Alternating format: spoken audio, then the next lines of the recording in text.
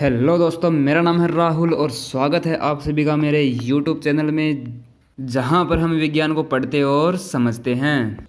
एक विशेष बात मैं आपको पहले ही बता देता हूं कि यहां पर आपको प्रत्येक क्लास की साइंस की बुक का कंप्लीट कोर्स मिलने वाला है।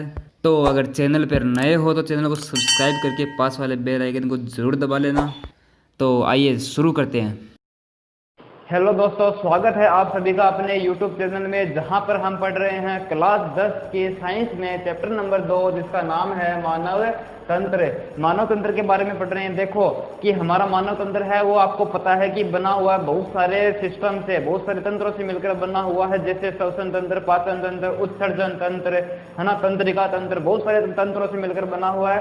और जिसमें से हमने पिछली क्लास के अंदर पाचन तंत्र के बारे में पढ़ लिया था। पाचन तंत्र भी मैंने एक बात बताई थी कि पाचन तंत्र विभिन्न प्रकार के अंगों से और जो ग्रंथियां होती है उनसे मिलकर बना है। अंगों के बारे में हमने देख लिया कि जो मुख है, ग्रसनी, ग्रास नली, अमाशय, छोटी आंत, बड़ी आंत, मलाशय, इनके बारे में देख लिया। आज हम देखेंगे कि जो पाचन ग्रंथियां होती हैं, ग्रंथियां कितनी होती हैं और उन ग्रंथियों के बारे में देखेंगे किस प्रकार से ये ग्रंथियां काम करती है, क्या इनका उपयोग होता है, किस लिए इनकी उपयोगिता है। ठीक है, तो आइए बात करते हैं पाचन ग्रंथियों के बारे में। तो सबसे पहले मैं आपको बता दूं कि हमारे पाचन तंत्र के अंदर 3 प्रकार की पाचन ग्रंथियां पाई जाती है। पहली ग्रंथि को जिसको हम बोलते हैं लार ग्रंथि। ठीक है, पहली ग्रंथि को क्या बोलते हैं? लार ग्रंथि बोलते हैं। दूसरी अगर मैं बात करूं तो जिसको हम लीवर बोलते हैं ना, लीवर बोलते हो आप, जिसको हिंदी में यकृत बोलते हैं। अच्छा, और एक और बच गई, वो क्या है? अग्नाशय ग्रंथि। कौन सी?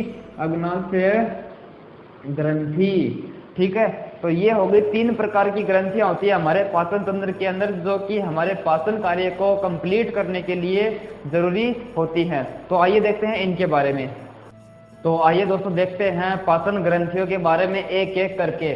सबसे पहले हम देखने वाले हैं लार ग्रंथि के बारे में। दोस्तों आपको पता है कि हम जब भोजन करते हैं तो उसमें लार मिलने से भोजन है वो लसलसा हो जाता है, और उससे फायदा ये होता है कि जो भोजन है वो आसानी से, जो अपनी भोजन नलिकाएं होती है उनके अंदर आसानी से गति कर सकता है। कर्मानुकंसन जो गति होती है वो गति कर सकता है। तो आइए देखते हैं कि इस लार ग्रंथि में क्या क्या होता है। सबसे पहले हम ये बात देखते हैं कि लार में चिपचिपा क्या पाया जाता है। चिपचिपा पदार्थ जो होता है उसका नाम क्या होता है? श्लेष्मा होता है। ठीक है, जो कि क्या करता है? भोजन में उपस्थित किसका? स्टार्च का पाचन करता है। किसका पाचन करता है? स्टार्च का पाचन करता है। जो ये लार होती है इसके अंदर एंजाइम होते हैं। कौन है ना, क्या होते हैं? भोजन में क्या होते हैं? एंजाइम होते हैं, जिनका नाम क्या होता है? टाइलिन और एमाइलेज। टाइलिन और एमाइलेज जो एंजाइम होते हैं वो क्या काम करते हैं? इस स्टार्च को बदल देते हैं, माल्टोज के अंदर बदल देते हैं। क्या बोला कि भोजन में उपस्थित स्टार्च का क्या कर देता है? मुख के अंदर ही पाचन कर देता है। कौन? जो लार होते हैं, लार के अंदर एंजाइम पाए जाते हैं, वो एंजाइम होते हैं स्टार्च का मुख में पाचन शुरू कर देते हैं और उसको स्टार्च से माल्टोज में बदलने का काम शुरू कर देते हैं। अच्छा, और क्या होता है कि जो ये जो लार होती है ये दांतों को, अपने मुख गुहा को, जो मुख है उसको, और जो अपनी जीभ है ना, मुख को, जीभ को और दांतों को साफ रखने का काम करता है। कौन है? ये जो लार है यही करता है। ठीक है, अच्छा अब बात करते हैं लार ग्रंथि होती है ये अपने मुख में 3 जगह पर पाई जाती है। कितनी जगह पे? 3 जगह पे पाई जाती है। कहाँ पे? देखो, सबसे पहली बात कहाँ पे मिलेगी? कर्ण पूर्व। आप डायग्राम में देखिए, जो अपना कान होता है इसके पास में इधर अंदर की तरफ क्या पाई जाती है? एक लार ग्रंथि पाई जाती है, जिसका नाम क्या है? कर्ण पूर्व लार ग्रंथि। अच्छा, अब अधोजंग ग्रंथि ये कहाँ पर पाई जाती है? जो अपना जीभ होती है उसके लास्ट के अंदर, यहाँ पे नीचे की तरफ जीभ के लास्ट में क्या पाई जाती है? एक ग्रंथि, लार ग्रंथि पाई जाती है, जिसको अधोजंग ग्रंथि कहती है, जहाँ से लार निकलती है। और कहाँ से निकलती है लार? और देखो अधो जीवा, मतलब जीभ के नीचे। अपन जैसे जीभ देखेंगे तो इसके जीभ के नीचे मिलेगी, अपने को यहाँ पर दिखाई भी दे जाएगी, है ना। तो उसको क्या बोलते हैं? अधो जिह्वा लार ग्रंथि बोला जाता है। तो 3 प्रकार की लार ग्रंथियां हो गई। आपसे पूछ लिया जाए प्रश्न में कि लार ग्रंथियां कितने प्रकार की होती है? 3 प्रकार की। कौन कौन सी होती है? ये आपके सामने नाम है। अब बात करते हैं अग्नाशय ग्रंथि के बारे में। ठीक है, हमारे जो पाचन तंत्र है उस पाचन तंत्र के अंदर कितनी ग्रंथि है? 3। लार ग्रंथि के बारे में देख लिया, अब देखते हैं अग्नाशय ग्रंथि के बारे में। अग्नाशय ग्रंथि क्या होती है? यह अग्नाशय जो ग्रंथि होती है, यह ग्रंथि यकृत, ग्रसनी और तिल्ली 3 चीजों से घिरी होती है, 3 अंगों से घिरी होती है। कौन कौन से? यकृत से, ग्रसनी से और तिल्ली से घिरी होती है। और इसका आकार कैसा होता है? यू आकार का होता है। डायग्राम में आप देख सकते हो, जो नीचे की तरफ आपको दिखाई दे रहा है, कौन सी ग्रंथि है? वो अग्नाशय ग्रंथि है। ठीक है, अच्छा और बात करें इसके बारे में, यह यू आकार की होती है। ठीक है, और कितनी लंबी होती है? लगभग 5 से 6 इंच लंबी होती है। कितनी? 5 से 6 इंच लंबी होती है। कौन? जो अग्नाशय जो ग्रंथि है वो। अच्छा, इसके द्वारा क्या अंतःस्रावी और बहिःस्रावी, ध्यान दो भाई, ध्यान दो, कौन कौन सी अंतःस्रावी और बहिःस्रावी हार्मोन स्रावित होते हैं। अभी अंतःस्रावी और बहिःस्रावी हार्मोन क्या होते हैं? देखो ध्यान रखना, आगे भी आपके काम आएंगे, बड़ी कक्षाओं में भी काम आएंगे कि अंतःस्रावी क्या होती है, जो कि ऐसी ग्रंथियां जो अपने हार्मोन है उनका उत्सर्जन रक्त के अंदर ही कर देती है ना, रक्त के अंदर कर देंगे सीधा सीधा, तो उसको अंतःस्रावी बोल देंगे। और जो बहिःस्रावी ग्रंथियां होंगी, ये जो इनसे हार्मोन होगा, ये नलिकाओं के द्वारा जो हार्मोन है वो स्रावित करती हैं, इसलिए इसको बहिःस्रावी ग्रंथि बोल सकते हैं। सीधा सीधा समझ लो, आप आगे पढ़ेंगे इनके बारे में और विस्तार से। तो अंतःस्रावी और बहिःस्रावी की समझ में आया कि जो रक्त के अंदर स्राव कर देगी वो तो अंतःस्रावी, और जो नलिकाओं के रूप में स्राव करेगी उसको बहिःस्रावी ग्रंथि कहते हैं। ठीक है, तो क्या बोला देखो, शुरू से देखो, इसके द्वारा अंतःस्रावी और बहिःस्रावी हार्मोन स्रावित किए जाते हैं। तो अंतःस्रावी कौन कौन से हैं? अंतःस्रावी इंसुलिन और ग्लूकेगॉन। कौन कौन से? इंसुलिन और ग्लूकेगॉन तो अंतःस्रावी, तथा कौन सी? अग्नाशयी रस, वो होता है बहिःस्रावी। मतलब कि अंतःस्रावी रस इंसुलिन और ग्लूकेगॉन और बहिःस्रावी हार्मोन अग्नाशयी रस स्रावित करते हैं। ठीक है, अब इंसुलिन, जो इंसुलिन स्रावित करता है, ये इंसुलिन क्या करता है? इंसुलिन होता है रक्त के अंदर शर्करा की मात्रा को नियंत्रित करता है। अगर हम बोलें कि हमारे शरीर में इंसुलिन हार्मोन की कमी हो जाए तो रक्त में शर्करा की मात्रा नियंत्रित नहीं रहेगी, बढ़ जाएगी, है ना, तो अपने को शुगर होने का खतरा ज़्यादा रहता है। तो इसलिए इंसुलिन हार्मोन वो जरूरी होता है हमारे शरीर के लिए। अब और क्या होते हैं? इसके द्वारा स्रावित एंजाइमों द्वारा जो भी स्रावित करते हैं, अग्नाशय ग्रंथि होती है, ये जो भी एंजाइम स्रावित करते हैं, बहुत सारे स्रावित करते हैं, तो उनके द्वारा क्या होते हैं? वसा, कार्बोहाइड्रेट और प्रोटीन, इन तीनों का पाचन होता है। ठीक है, इतनी बात समझ में आई आपको? तो अब देखते हैं यकृत के बारे में। देखो आप डायग्राम के अंदर देखो कि यकृत होता है वो एक 3 कोण के आकार का, त्रिकोणाकार, क्या होता है? त्रिकोणाकार आकृति का एक अंग होता है, और शरीर का सबसे बड़ा अंग होता है, शरीर का सबसे बड़ा अंग होता है और त्रिकोणाकार होता है। इसका आकार त्रिकोणाकार होता है। कोई प्रश्न पूछ ले कि कैसे आकार का होता है? त्रिकोणाकार का सबसे बड़ा अंग जो ये यकृत है ये होता है। अच्छा, यह करीब 1 लाख, कितनी? 1 लाख छोटी छोटी षटकोणीय क्या? छोटी छोटी षटकोणीय यकृत पालिका, छोटी छोटी, भाई जो यकृत होता है वो छोटी छोटी यकृत पालिकाएं होती है, छोटी छोटी, वो कितनी होती हैं? लगभग 1 लाख होती हैं, है ना, करीब करीब 1 लाख की यकृत पालिकाएं होती हैं। तो उनके द्वारा ये इसका निर्माण होता है पूरे यकृत का, है ना। अच्छा, अब बात करें, यह जो ग्रंथि है किसका स्राव करती है? पित्त का निर्माण करती है। किसका निर्माण करती है? पित्त का निर्माण करती है। ये जो यकृत ग्रंथि आप देख रहे हो, ये ग्रंथि पित्त का स्राव करती है। और इसके नीचे आप देखो एक पित्ताशय दिखाई दे रहा आपको, तो जो ये पित्ताशय इसके अंदर इसका इकट्ठा कर लेती है, जो पित्त का स्राव करती है उसको इकट्ठा कहाँ करती है? पित्त के अंदर करती है। यह ग्रंथि पित्त का निर्माण करती है, तो इसके तल में स्थित पित्ताशय पित्त का भंडारण करता है, जो पित्ताशयी नलिकाओं द्वारा, जो किसके द्वारा? पित्ताशयी नलिकाओं द्वारा कहाँ पर चली जाती है? ग्रंथि के अंदर चली जाती है। तो ये हमने देख लिया जल्दी से कि जो पाचन ग्रंथियां होती हैं, पाचन अंगों के अलावा पाचन ग्रंथियां भी होती हैं, उनके बारे में हमने देख लिया। 3 प्रकार की ग्रंथियां, पाचन ग्रंथियां होती हैं, तो उनके बारे में देखा। अब देखते हैं आगे की जो पाचन क्रिया होती है वो संपन्न कैसे होती है, विस्तार से जल्दी जल्दी देख लेते हैं, क्योंकि आपने जो अंग पढ़े हैं और ग्रंथियां पढ़ी उनमें लगभग हमने देख लिया। अब इनके किस प्रकार से कार्य करते हुए है जो पाचन क्रिया संपन्न होती है उसके बारे में पूरा विस्तार से देख लेते हैं। आइए तो अब हम देख लेते हैं कि पाचन कैसे होता है। पाचन की क्रिया विधि देखते हैं तो हमको सबको पता है कि पाचन की क्रिया है वो कई यांत्रिक और रासायनिक क्रियाओं द्वारा संपन्न होती है। यांत्रिक का मतलब क्या हो गया, भोजन जब गति करता है मुख से, फिर ग्रसनी ग्रास नली आमाशय से इधर गति करता है, तो जो भोजन में गति होती है उसको यांत्रिक क्रिया बोलते हैं। और जो भोजन का छोटे छोटे खंडों में टूटना, जटिल कार्बनिक पदार्थों का सरल कार्बनिक पदार्थों के अंदर बदलने का जो कार्य है उसको हम रासायनिक क्रिया बोल देते हैं। भोजन के पाचन की जो क्रिया है वो कई यांत्रिक और रासायनिक क्रियाओं द्वारा संपन्न होती है। इतनी बात अपने को पता है। अच्छा, अब जो पाचन तंत्र होता है उसमें क्या होते हैं, विभिन्न प्रकार के अंग होते हैं। क्या होते हैं, विभिन्न प्रकार के अंग होते हैं और विभिन्न प्रकार की 3 अपने ने ग्रंथियां देखी हैं।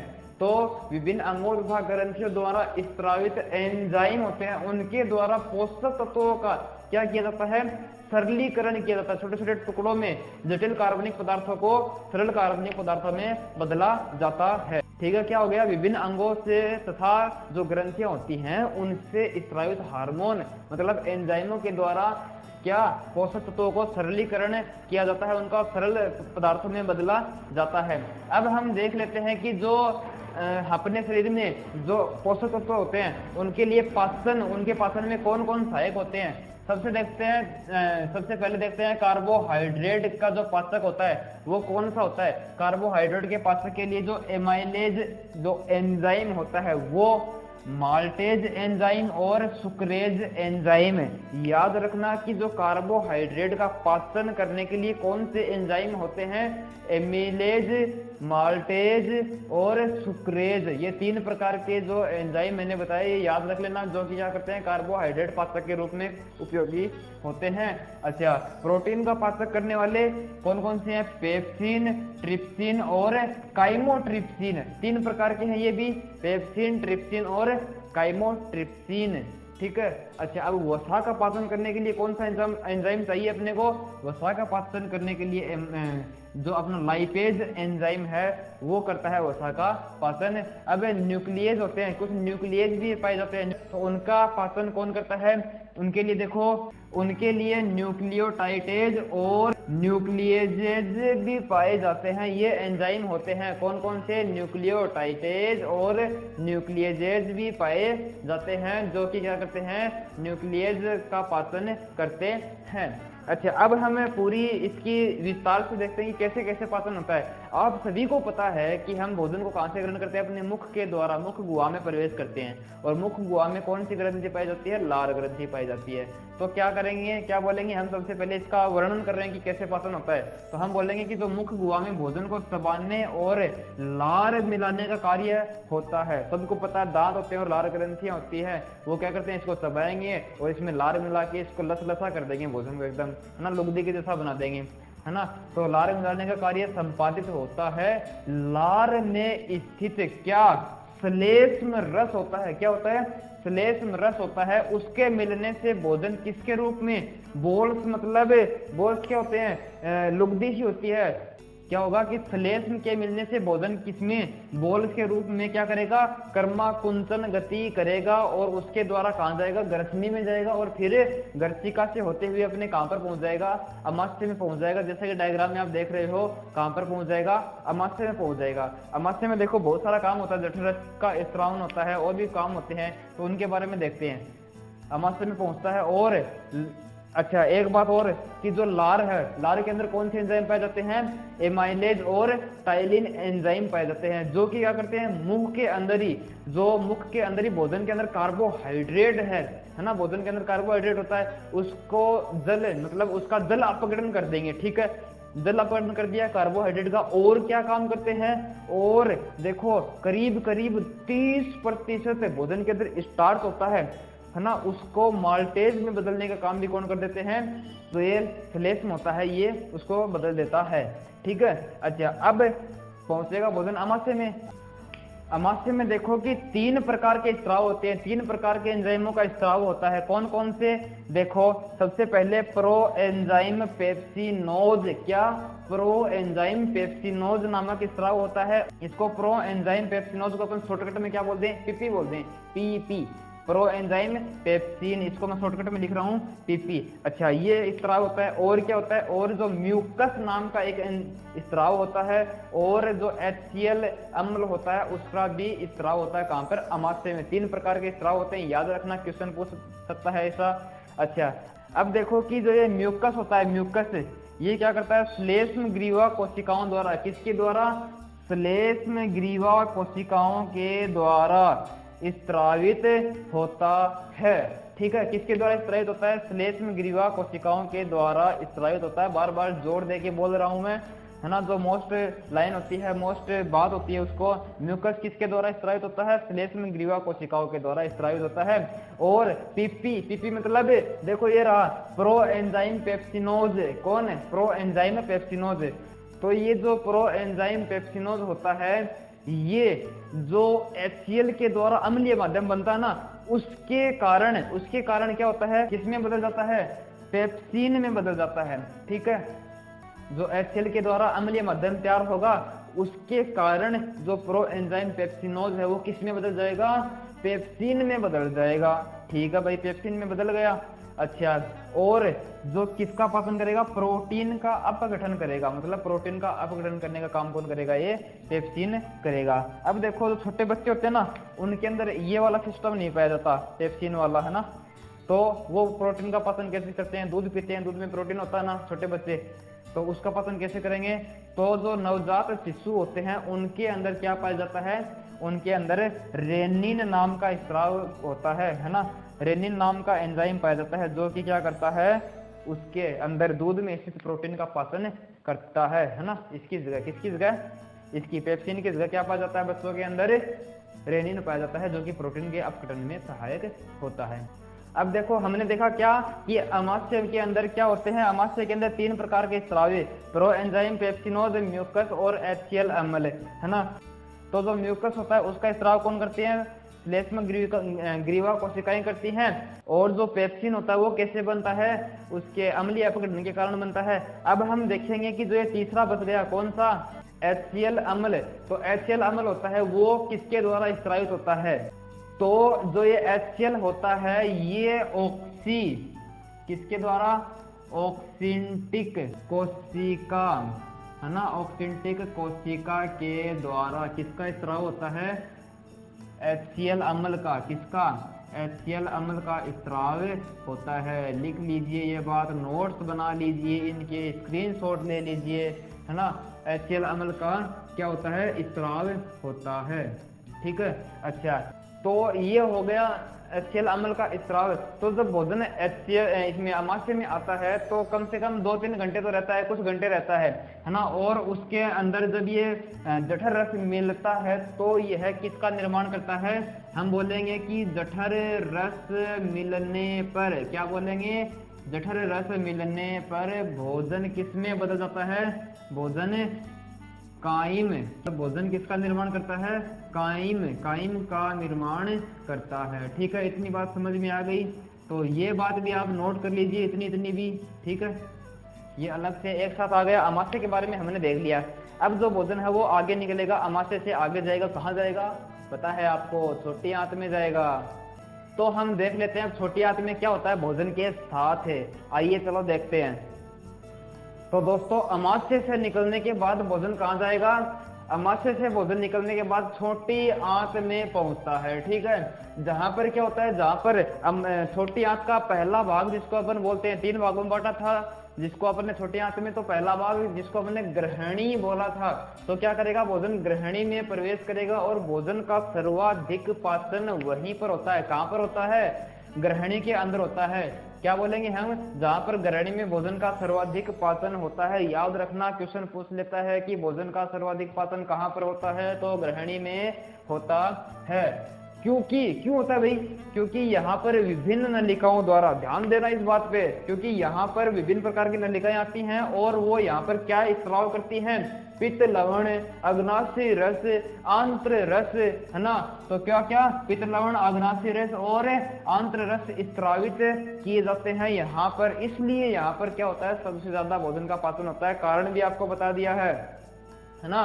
अच्छा, अब आप बात करेंगे जो ये रस स्रावित करते हैं, इसके अंदर क्या होते हैं, विभिन्न प्रकार के पाचक रस, है ना, जिसमें स्थित जिसके अंदर विभिन्न प्रकार के पाचक एंजाइम क्या करते हैं, विभिन्न पोषक तत्वों को क्या कर देते हैं, पाचन कर देते हैं। ठीक है, क्या बताया मैंने, ध्यान से सुनना एक बार वापस, क्योंकि जो ग्रहणी होती है उसके अंदर भोजन का सर्वाधिक पाचन होता है, क्योंकि वहां पर विभिन्न नलिकाओं द्वारा आंत्र रस, अग्नाशय रस और पित्त लवण का स्त्राव किया जाता है, और इन रसों के अंदर क्या होते हैं, विभिन्न प्रकार के पाचक एंजाइम होते हैं जो विभिन्न पोषक तत्वों का क्या कर देते हैं, पाचन कर देते हैं। याद रखना ये बात बहुत ही इंपॉर्टेंट है।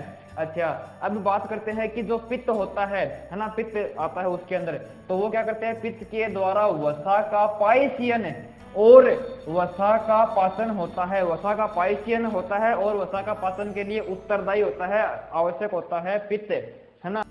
साथ ही जो पित्त होता है वो लाइपेज को क्या करता है, सक्रिय करता है। लाइपेज जो एंजाइम होता है उसको सक्रिय करने का काम भी कौन करता है, ये पित्त ही करता है।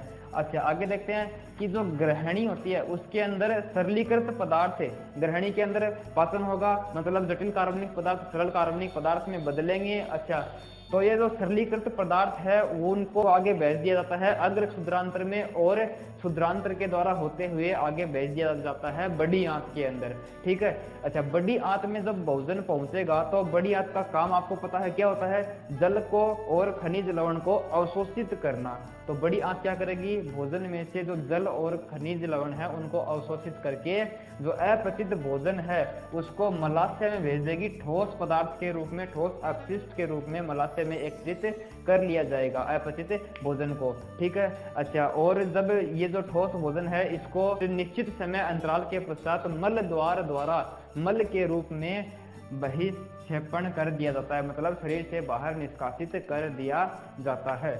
तो ठीक है दोस्तों, ये हो गया अपना पाचन तंत्र। एक बार इसका रिवीजन दोबारा कर लेना, क्योंकि जो ये जो चैप्टर है इसको अपन जितना एक बार रिवाइज करेंगे उतना ही ठीक रहेगा, वरना अपन इसको भूलते जाएंगे। तो एक बार इसका रिवाइज कर लेना, स्क्रीनशॉट ले लो इसका और लिख लेना, नोट्स बना लेना इनके। तो ठीक है दोस्तों, आशा करता हूँ आज का पढ़ाया हुआ आपको अच्छा लगा होगा। अगर अच्छा लगा तो वीडियो को लाइक जरूर कर दें और चैनल को सब्सक्राइब करके बेल आइकन को दबा लें, जिससे कि मेरे अगले वीडियो का नोटिफिकेशन आपको मिलेगा सबसे पहले। तो ठीक है दोस्तों, मिलते हैं अगले वीडियो में। धन्यवाद।